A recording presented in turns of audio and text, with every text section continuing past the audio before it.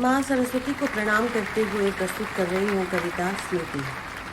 दरअसल हम अपने अतीत के उन भव्य रंगों को वर्तमान में देखने की कोशिश करते हैं जिनसे हमें प्रेरणा मिलती है, स्फूर्ति मिलती है और जीवन को जीने की शक्ति प्राप्त होती है।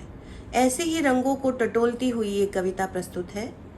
कुछ रंग है हल्के गहरे से, परछाइयों से या चेहरे से। कुछ रंग है हल्के गहरे से, परछाइयों से या चेहरे से। वे लोग न जाने अब है कहाँ जो सच की खातिर ठहरे थे, जिन्होंने अपना सर्वस्व सत्य की प्राप्ति के लिए, जीवन के सार तत्व की प्राप्ति के लिए, जीवन के न्याय की प्राप्ति के लिए बलिदान कर दिया। उन लोगों की परछाई भी वर्तमान में ढूंढे नहीं मिलती। उसी को ढूंढता हुआ शब्द चित्र इस कविता में प्रस्तुत किया गया है। कुछ रंग है हल्के गहरे से, परछाइयों से या चेहरे से। वे लोग न जाने अब है कहाँ जो सच की खातिर ठहरे थे। कुछ रंग है हल्के गहरे से। यह खाली मुसाफिर खाना है। इस दुनिया में अगर वे रंग ही प्राप्त ना हो, भव्यता के, जीवन की जिजीविषा के, कर्मठता के, निष्ठा के, वे रंग ही अगर ना मिले तो ये दुनिया क्या है? शून्य है। यह खाली मुसाफिर खाना है, यहाँ आना है और जाना है। कुछ सुनकर सदा को लौट गए, बाकी तो मुसाफिर बहरे थे। कुछ रंग है हल्के गहरे से, परछाइयों से या चेहरे से। सुबह के होठों पर खामोशी, शाम की पलकों पर सन्नाटे। दिन दीवाना करता क्या, वीरानी के पहरे थे। यानी सारा दिन वीरानी में बीत जाता है। दिन का कुछ हासिल नहीं होता है। 24 घंटे हमारे पास भी हैं, हमारे पुरखों के पास भी थे, लेकिन उनके 24 घंटे हमें आज अनंत समय की तरह प्रतीत होते हैं और हमारे 24 घंटे शून्यता की तरह प्रतीत होते हैं, क्योंकि उनकी उपादेयता, उनकी सामाजिकता कुछ नजर नहीं आती।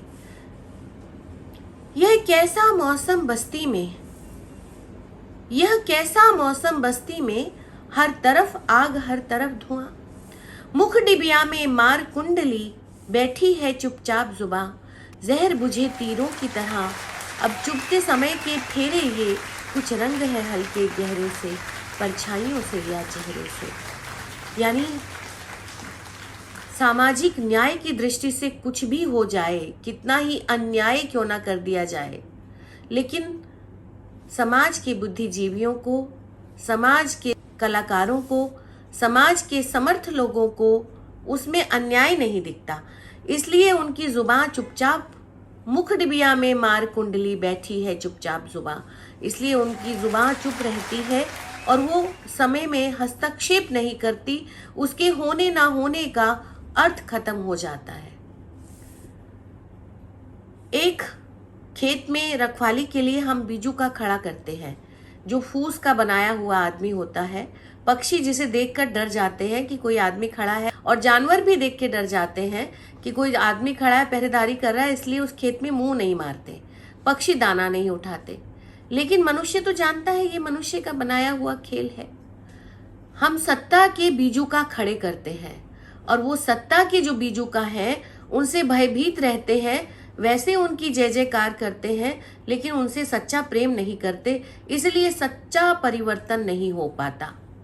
बीजू का से भयभीत सभी, बीजू का के मीत सभी, सत्ता के मित्र सभी होना चाहते हैं, लेकिन सभी उससे भयभीत भी रहते हैं कि कौन बेकार की परेशानी मोल ले विरोध करके। बीजू का से की क्या प्रीत कभी, बीजू का के कंधों पर दो थके पखेरू ठहरे थे। यानी जो निशंक है, निडर है, निर्भीक है, वो बीजू का की आंखों में आंखें डालकर भी बात करता है और उसे अपना विश्राम गृह, अपना आश्रय बना लेता है। कुछ रंग है हल्के गहरे से, परछाइयों से या चेहरे से। वे लोग हैं जाने अब कहाँ जो सच की खातिर ठहरे थे। कुछ रंग है हल्के गहरे से, परछाइयों से या चेहरे से। वे लोग न जाने अब है कहाँ जो सच की खातिर ठहरे थे। बहुत बहुत धन्यवाद।